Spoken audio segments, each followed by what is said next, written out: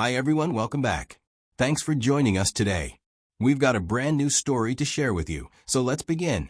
This is a story about trust, how easy it is to give, how dangerous it is to misplace, and what happens when the person you trust the most turns out to be a liar. I lived it. I learned from it. And now I'm sharing it. My name is Richard. I'm a businessman. I built my wealth from the ground up and created a life most people only dream of. 10 years after my first wife passed away from cancer, I met Sophia. She was younger, breathtakingly beautiful, and full of life. The kind of woman any man would be proud to have on his arm. After years of being alone, I married her, thinking I had found happiness again. And for a while, everything seemed perfect. Our marriage seemed solid. We had our routines. I traveled for business once a month, leaving her at home for a few days at a time. I never thought twice about it. Why would I? She was my wife. I gave her everything she could ever want. Trust wasn't something I questioned until one day I got a tip that a man visited my house too often when I was away. A retired neighbor, an old man who was always home, stopped me one evening as I was getting into my car. He had that look, the one people get when they know something you don't. Without much hesitation, he told me a young man had been coming to my house often when I was away. Too often. At first, I dismissed it. People love gossip, especially old men with too much time on their hands. It might likely be a delivery guy or a friend, or nobody at all. My wife was loyal, wasn't she? I had no reason to believe otherwise. But doubt is a funny thing. Once it takes root, it doesn't go away. Even after I brushed off the conversation, the thought lingered in the back of my mind. A quiet, nagging voice whispering, what if? I wasn't the type to jump to conclusions, but I also wasn't the type to be played for a fool. I decided to test Sophia, but discreetly. It didn't hurt to reconfirm. I came up with a perfect plan. Under the guise of a routine home maintenance upgrade, I hired a crew to install hidden cameras around the house. It wasn't obvious, and it didn't tip her off. Just a few well-placed devices, enough to see everything I needed, without her ever knowing they were there. And then I waited. A month later, when I left for my usual business trip, I checked the footage from another state, expecting to catch something, or deep down, hoping I wouldn't. I watched hours of recordings. There was nothing unusual. Deliveries, a couple of friends stopping by, normal household activity. But no mystery man. No secret lover. Relief washed over me. I had doubted my wife for no reason. Guilt crept in, making me feel foolish for ever listening to the neighbor. He was wrong. Sophia was faithful. I closed the surveillance feed and put it out of my mind. I had dismissed the old man's warning. I thought that was the end of it. Everything was fine until my next trip, a month later. Life had settled into its usual rhythm. Sophia and I went about our days as always. She kissed me goodbye that morning like a loving wife, and I left for the airport with my bags packed, ready for another business trip. Just another routine departure. Nothing felt off. As far as I knew, my life was in order. My marriage was intact. Then, fate stepped in. The weather took a turn for the worse, and by the time I reached the airport, my flight was delayed. First for an hour, then 2, then indefinitely. The storm outside wasn't letting up, and there was nothing to do but wait. I found myself stuck in the airport lounge, scrolling through my phone, checking emails, and watching the minutes crawl by. Boredom set in quickly. Out of boredom, I pulled up the camera feed on my phone. It wasn't suspicion that made me check. I had already dismissed the idea that Sophia could be unfaithful. No, I just wanted to see what she was up to. She might be watching TV, curled up with one of those romance novels she liked, or she was already in bed, waiting for me to text her when I landed. But I never expected what I saw. Sophia wasn't alone. She was in our bed, wrapped around a younger man, completely lost in each other. They were intimate in my bed, and it broke my heart into 1,000 pieces. I felt a rage settling deep in my chest. I was supposed to leave town tonight. But now, I was going home to confront my wife. I stepped out of the terminal, my grip tight around my bag. There was no hesitation. I hailed a taxi nearby, climbed in, and gave the driver my address. As the car pulled away from the airport, I pulled out my phone, eyes locked onto the live feed. On the screen, I saw them, my wife and her lover. They moved from the bed to the bathroom, their bodies pressed together under the warm spray of the shower. It was a steamy, intimate moment. They were completely at ease, unaware that their little fantasy was about to come crashing down. I watched as they laughed, touched, kissed, completely oblivious. Minutes later, the taxi slowed to a stop in front of my house. I paid the driver, grabbed my bag, and stepped out. My focus was razor sharp. I moved to the door, pulling out my spare key. The lock turned smoothly, and I slipped inside like a ghost. The house was just as I left it, except for the trail of clothes leading toward the bathroom.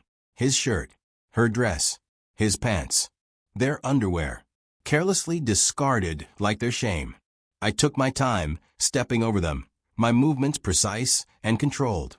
I knew exactly what I needed to do.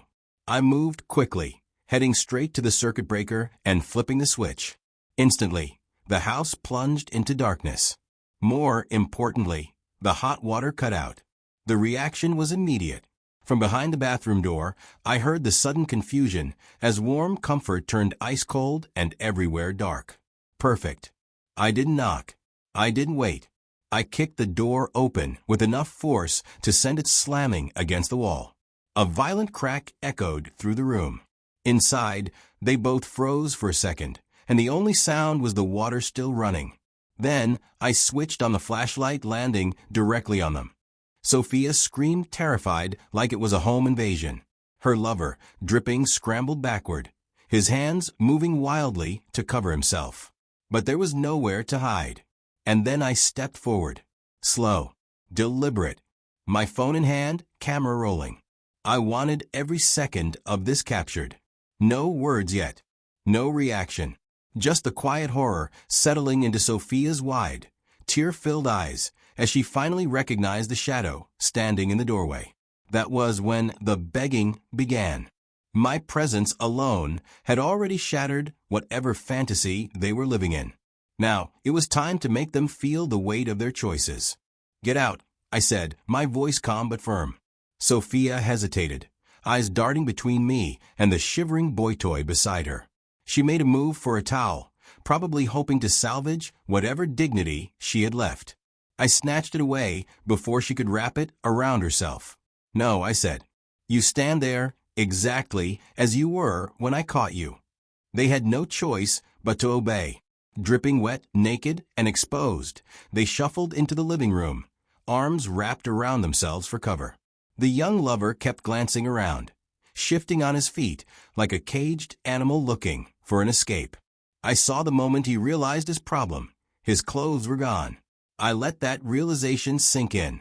I had hidden them after I cut off the power supply, knowing exactly how this would play out. He was trapped, vulnerable. Then came my final command to the lover. "Get out of my house."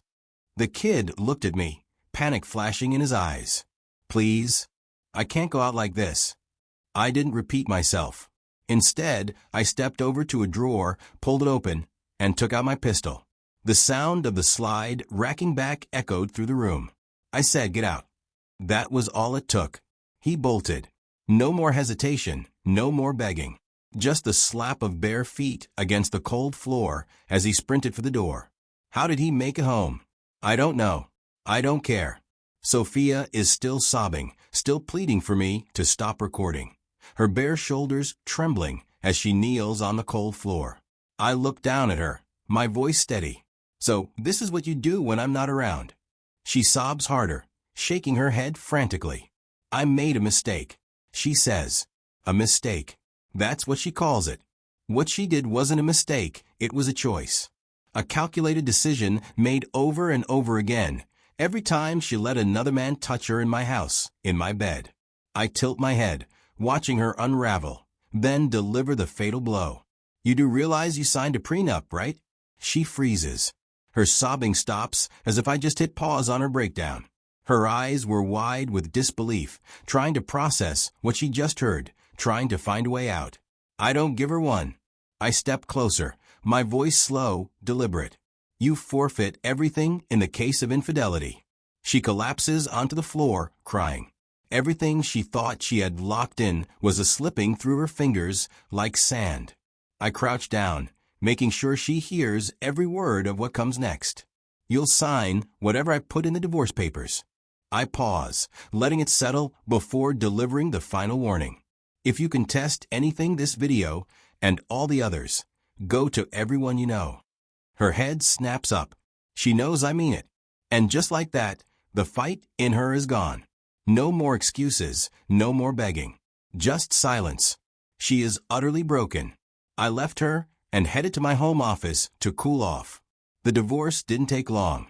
I made sure of that. Sophia didn't contest anything. She knew better. She had already lost the life I gave her, the comfort, the security.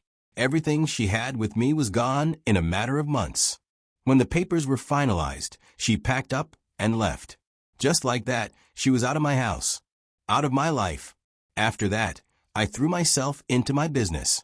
Work had always been something I could rely on, unlike people. Money doesn't lie. Numbers don't cheat. Business is simple. You put in the effort, you see results. I had no interest in starting over, no desire to heal or open my heart again. I was just done. Looking back, I've learned a few things. Hard lessons.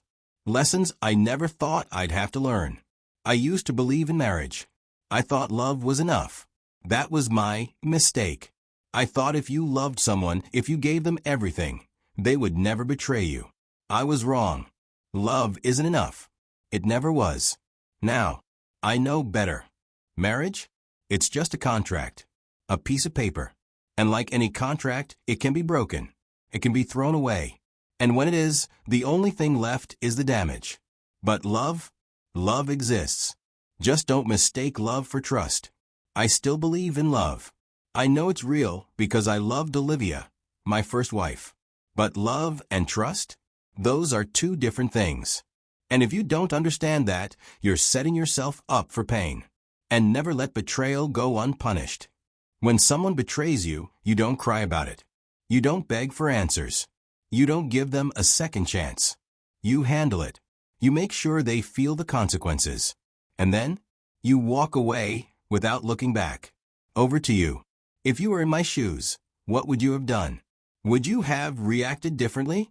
Would you have confronted them immediately or played it smarter in a different way? Some say betrayal should be met with forgiveness, while others believe in giving cheaters exactly what they deserve. So what's your take? Let me know in the comments. I want to hear your thoughts. And if you know someone who needs to see this, a friend, a brother, or anyone who might be ignoring the warning signs, share this video with them. Betrayal isn't always obvious until it's too late. Maybe this story will open someone's eyes before they end up learning the hard way.